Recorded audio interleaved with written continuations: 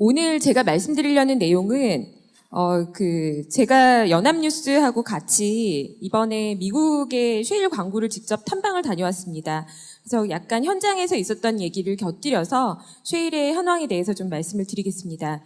지금 보시는 것처럼 미국 쉐일 혁명의 핵심은 매장량이 기술로 인해서 증가했다라는 것입니다. 인간의 기술로 자원이 새로 만들어진 것과 다름없다라고 보시면 되는데요. 이것은 피크오일 이론을 에너지 어번던스, 즉 이제는 에너지가 너무너무 넘쳐난다라는 표현을 쓸 만큼 많아졌다는 것을 의미합니다. 보시는 것처럼 미국의 에너지의 매장량은 지금 1980년대 기록이 있는 한 가장 오래된 데이터를 보시면 석유를 쓰기 전보다 오히려 지금 현재 많아져 있는 상태라는 것을 보실 수가 있습니다. 과거에 원유를 쓰면 쓸수록 매장량은 줄어들었습니다. 그러나 지금은 쓰면 쓸수록 오히려 늘어나고 있는 그런 혁명이 일어났다. 이렇게 보여집니다. 지금 최근에 유가가 많이 하락하면서 리그수, 채굴하는 기술이죠. 이 리그수가 급감하고 있습니다. 40% 정도 줄어들었기 때문에 원유 생산량이 줄어들 것이라는 전망이 상당히 많이 있습니다. 그러나 저희는 현지에서도 확인한 바와 같이 미국의 원유 생산량은 쉽게 줄어들지 않을 것이라고 전망합니다. 보시는 것처럼 바켄의 생산성은 2011년, 즉 일일 생산량이 200배럴 수준에 불과했던 것이 지금 보시는 바에 의하면 이렇게 계속 올라가고 있고 현재 일일 600배럴, 3배 정도의 생산성을 보여주고 있습니다. 물론 다음 달에 EIA는 바켄의 생산량이 드디어 줄어들 것이라는 전망을 내놨습니다. 이것의 시장은 기대를 하고 있는 부분인데요. 저는 조심스럽게 이렇게 말씀드립니다.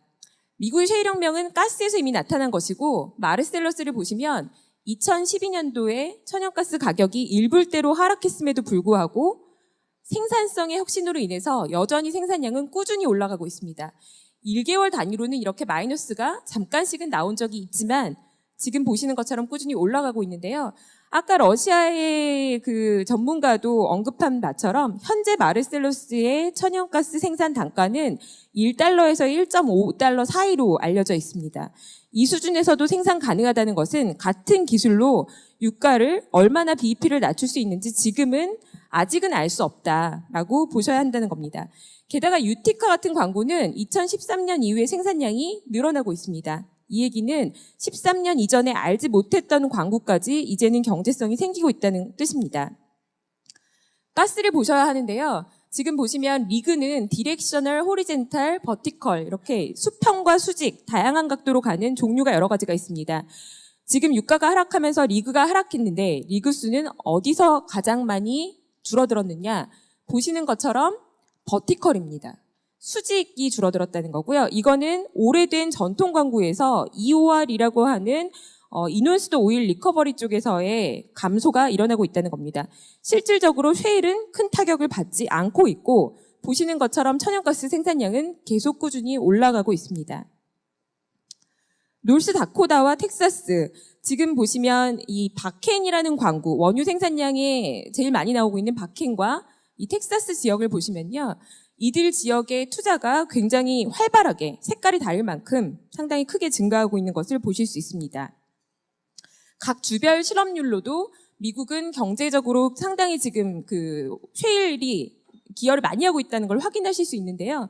전 주 중에 가장 실업률이 낮은 것이 다코타 지역입니다. 텍사스 같은 경우에 지금 보시면 2008년 금융위기 이후에 실업률이 올라갔다가 떨어지고 있는데요. 미국 전체 평균하고도 상당히 갭을 보일 만큼 실업률이 갭을 보인 상태에서 상당히 많이 떨어졌습니다.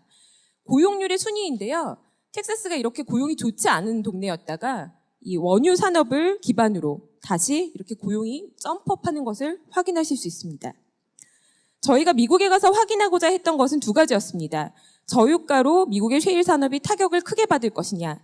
일부 M&A나 파산하는 기업이 나타날 수 있다고 보여지지만 우리가 천연가스로 마르셀러스에서 확인했던 바와 같이 이글포드나 바켄에서는 큰 타격을 확인할 수 없었고요. 앞으로 다양한 M&A가 일어날 것이라고 봤습니다. 건설 투자 측면에서는 지금까지는 쉐일 오일과 가스를 채굴하는 쪽에서의 투자가 활발했다면 앞으로는 그보다 미국의 그 화학 플랜트, 가스 파이프라인 같은 이 다양한 원료를 활용하는 투자가 더 많아질 것이다.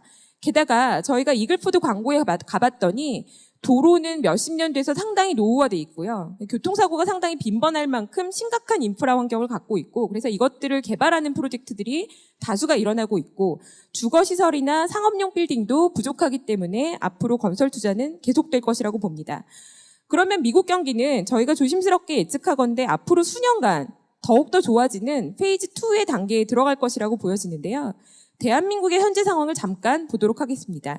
대한민국의 수출은 보시는 것처럼 IT, 철강, 자동차, 그리고 화학 같은 것들이 지금 이런 산업들을 주도로 해서 수출이 지난 몇 년간 증가했다가 최근 몇 년 사이 증가율, 성장률이 조금 둔화되는 조짐을 보이고 있습니다. 국가별로 살펴보시면 지난 몇 년간 그 수출이 가장 많이 늘어났던 것은 중국이었는데, 이 중국의 수출 증가율은 오히려 작년에 마이너스로 감소한 반면에 최근에는 미국이 좀 올라오고 있습니다. 저희는 여기서 답을 드리려고 하는 것이 아니고 답을 드릴 수도 없습니다. 그러나 분명한 것은 미국의 경기 회복과 성장은 지금 초기에 불과할 수 있기 때문에 미국 시장의 수출을 주력으로 하는 산업들은 상당히 관심을 가져야 한다라고 말씀을 드립니다. 마지막으로 말씀드리려는 것은 멕시코입니다. 제가 가장 주목하고 있는 신흥 국가인데요. 왜 멕시코를 주목하고 있고 굳이 이거를 여기서 말씀드리느냐? 제가 지금까지 많이 들은 질문들이 뭐냐면, 그래요, 쉐일 좋아요. 그러면 우리는 어디에 투자해야 되죠? 라는 질문을 많이 하십니다. 쉐일 광구를 직접 매입하거나 쉐일에 직접 투자하시는 것만이 기회가 아닙니다. 저는 멕시코를 하나의 사례로 들어서 말씀드리겠습니다. 에너지 시장에도 주목해야 되지만 그를 통해서 그 멕시코는 인프라에 대한 투자 계획이 지난 앞으로 5년간 상당 규모가 계획되어 있습니다. 또한 글로벌 자동차 기업들이 지금 멕시코에 상당한 투자를 하고 있는 중이고요. 앞으로 더 할 계획입니다. 멕시코는 한국을 제치고 자동차 조립에 있어서 세계 6위로 등극할 전망입니다. 그래서 이렇게 저희는 좀 파급되는 부분에 대해서 좀 관심을 가져보자. 그리고 아직은 미국 쉐일이 저희가 계속 말씀드리는 불확실성의 시대, 누가 승자인지 누가 패자인지 판단하기 어려울 만큼 상당히 불확실한 시대가 당분간은 진행될 수밖에 없다고 판단하니 오히려 2차, 3차의 파급력에 대해서 지금부터 고민하고 좀 지금까지 우리나라 기업들이 빠른 대응, 신속한 의사결정 이런 걸로 우리가 성장해 왔다면 앞으로 새로운 100년이 열리는 미국 시장에 대해서, 그리고 이런 새로운 에너지로 인한 다각도의 변화에 대해서 조금 창의력 있는, 상상력 있는 그런 준비가, 철저한 준비를 통해서 천천히 진입해도 충분히 늦지 않다는 것이 저희가 드리고 싶은 메시지입니다. 이상입니다.